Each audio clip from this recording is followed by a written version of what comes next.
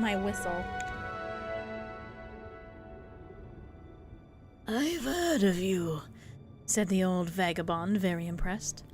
"Aren't you the adventurer who slew all those ash vampires in Ghostgate a couple of months back?"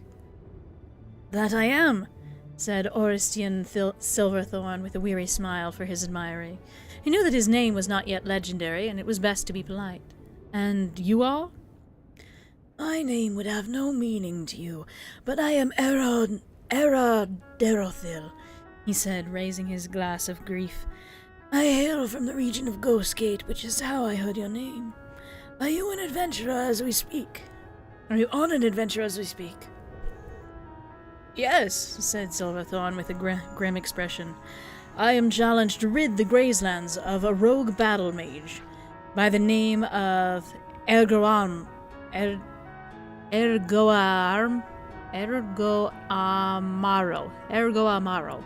Sound it out." "I've heard of him as well," said Darathil.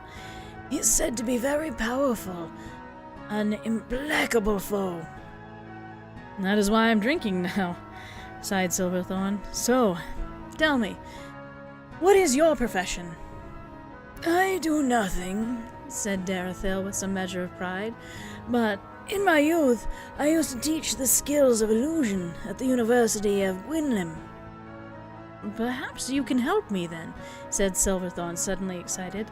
"Can you teach the spell Silence? I can certainly pay you." "I know that spell," said Darathil. "You might find invisibility very helpful as well. Or perhaps darkness, which would allow you to sneak up on old Ergoamaro.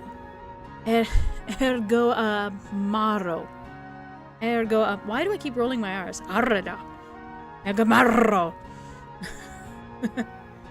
"No," said Silverthorn firmly. "I only have time to learn one spell. I have to kill Ergoamaro, collect the reward, and be back in Nissus as quickly as possible. My wife worries when I'm away." Darathil agreed, and as the two settled back in their seats at the corner club and tossed back glasses of grief, the old man shared his knowledge of the spell. He explained what it truly meant to bend sound, creating a cone of silence as glass can bend light. He had Silverthorn close his eyes while he tapped the side of his glass, making him picture the sound as the physical entity it was, before it was extinguished. The adventurer, after a few hours of instruction, paid the old teacher and set off on his way. Indoranian Ergoamar's stronghold was not far from Sadrith Mora, and he soon saw the blight and ruin that was the battle mage's calling card. Delving into the depths of the ruins, Silverthorn was set upon by servitors of Ergoamar, living and undead. With his enchanted ebony blade, he cut through the legions before facing the master himself in the desolate main hall. Ergoamar bowed to his adversary sardonically, and then prepared to unleash a fireball to incinerate him. Before he had uttered the first word of the spell, he suddenly found that all of the creaking and sighing of the ruins around him had been stilled. He opened his voice to speak, but there was no sound. Silverthorn took his time strolling across the length of the hall before dispatching the battle mage with one stroke of his blade. The adventurer rushed back to the tribunal temple where he had received his quest, accepted the gold and thanks, and was back in his house in Nissus but a few days later.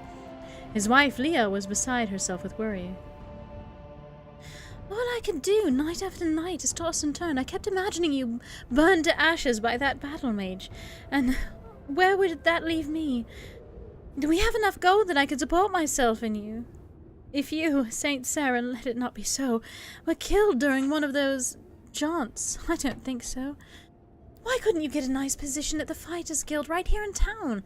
I hear they're looking for a trainer for the Imperial Guard. I know you want a life of adventure and danger and freedom, but if you would only take one moment to think of me stuck here all by myself worrying about you. I suppose you'd like it if I took more of an interest in your work, but it's like I was telling Sir Calissa Vignum the other day. I said, Calissa, what good is a husband? Leah continued to talk, deaf to the fact that her words were dead before they left her mouth.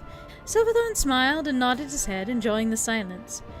He could have killed Ergoamar without the spell, he considered, but he could not have survived his wife. Oh no, that